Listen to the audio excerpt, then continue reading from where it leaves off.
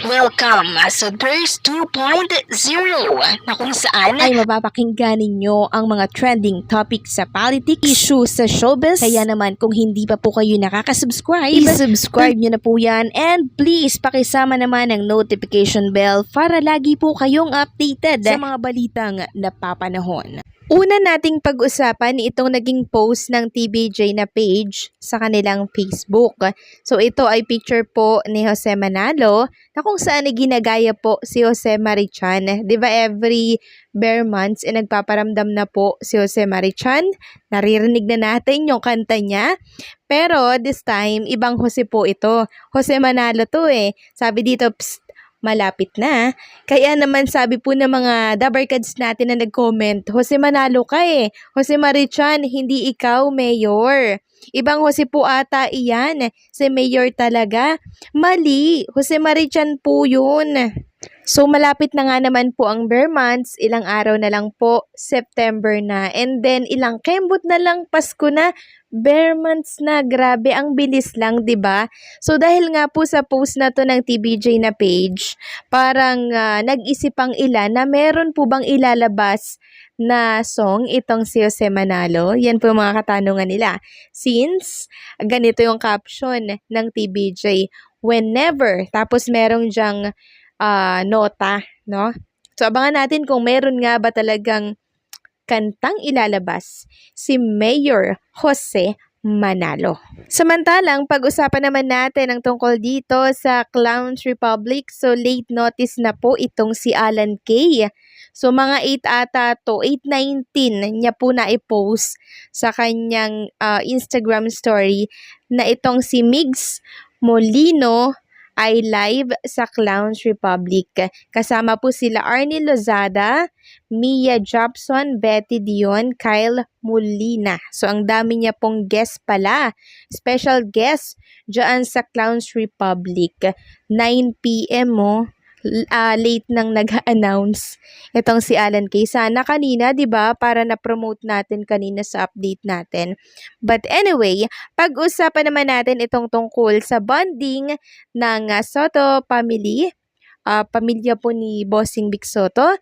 Ito po si Baby Mochi. Oh, naka-sign piece. Ang galing ha. And then, si Pulin Luna, si Tali, si Bossing Vic Soto. Nakakatuwa naman si Mochi. Naka-sign piece na. Ang cute. Alam nyo mga kadabarkads, pag nakikita ko si Baby Mochi, parang gusto kong pisilin yung pisngi niya at hawakan yung skin niya. Gusto kong manggigil. Pero di ko naman siya nakikita in person. Samantalang pag-usapan naman natin ang tungkol dito sa kaganapan kay SQ Jean na kung saan ay nagsushooting po siya. So parang ito atang court na to ay sa resort, sa isang resort. Kasi 'di ba itong mga nakarang araw nasa resort din sila ng kanyang family.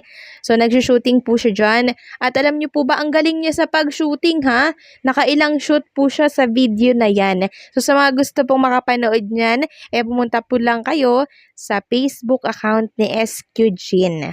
Samantalang pag-usapan naman natin ang tungkol po dito ha, sa pinost ni LM Entertainment. Sabi niya dito, sinishake na ng TV5 ang viewing habit ng Urban Mindanao. Matapos ang maraming taon, tila nabihag na ng TV5 ang puso ng mga taga Mindanao. Habang nagwagi ang kapatid network sa reliyon ng Mindanao na nagbigay ng sakit sa ulo ng karibal na GMA7 sinasabing isla. Base sa datos na ibinahagi ng aming team, ang mga original na programa ng TV5 ay Face to Face, Pajak Princess at Itbulaga ay nagawang talunin ang mga kalabang programa nila sa GMA7, A2 Sika Pamilya Channel at All TV noong August 21, 2024, Miyerkules sa Urban Mindanao. So ayan no, loud and clear na tinalo po ng Itbulaga ang katapatan nitong programa sa GMA Network. 5 channel versus 2 channel, talo nga talaga yon. Sabi dito, samantalang nabigo ang iba pang original na programa ng TV5 tulad po ng Will to Win. Ayun lang, nakakalungkot lang no, mababa po talaga ang ratings ng Will to Win, nasa 1.8, 2.2, ganyan. Mababa po talaga siya, no? Kaya bigo po sila na talunin yung katapatan nito sa GMA Network. Sine 5 hits, Frontline Express, Lumuhod Ka sa Lupa at Frontline Pilipinas sa mga kalabang programa sa GMA7. Gayunpaman, nakapagtala pa rin ito ng magandang ratings. Habang ang ABS-CBN Primetime Bida Block sa TV5 ay naglabas ng record-breaking ratings sa Urban Mindanao sa FPJ's Batang Quiapo ratings na 19.0% sa TV5 lamang po yun ha. Naiwan ang GMA7 na pulang araw na may 7.4% sa Urban Mindanao.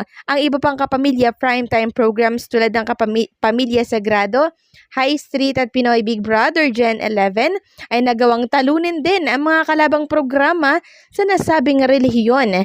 Congratulations and daghang salamat mga kapatid, kapamilya at Dabarkads. So nagiging problema na po ng Giant Network ang TV5, no? Kasi nagagawa na pong talunin ng TV5 ang mga programa dyan sa Giant Network na yan. At syempre, hindi po yun mangyayari mga Kadabarkads kung wala ang suporta po ninyo na napakainit sa ating mga kapatid TV5 at mga Kadabarkads. So, wag po kayong magsasawa ha, kasi ang layunin po talaga ng Itbulaga, ng mga kapatid, ay makatulong sa mga nangangailangan. Samantalang mayroon lamang po tayong lilinawin tungkol sa kumakalat na post ng isang direktor na di umano ay kinall out nitong si Aaron Villena, yung sinabi pong natatamaan daw yung ano niya, ito po ay contract artist ng GMA Network.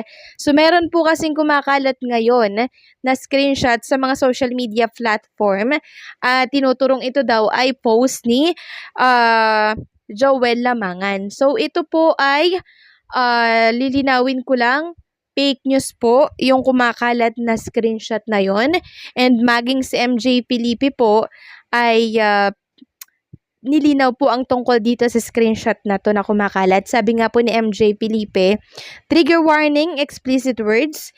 Film and TV director Joel Lamangan clarified that the viral post with his name on it is not his. No, hindi ako yan. Poser yan, scammer. Lamangan's friend and movie producer Dennis Evangelista also denied the post. Hindi nagpo-post si Direk Joel. Yan yung poster niya. Hindi yan gagamit ng ganyang word. Poster yan, said Evangelista. He added, tiningnan ko legit FB Facebook account niya, hindi siya nag-post niyan. So, ayan po ha. Sana po malinaw na po sa lahat na itong post na kumakalat, nagamit ang pangalan ni Joel Lamangan tapos may verified account pa na nakalagay dyan. Hindi porket verified yung account na ginamit, paniniwalaan na po natin. So, lagi po tayong mag-fact checking para maiwasan po na kumalat pa yung fake news.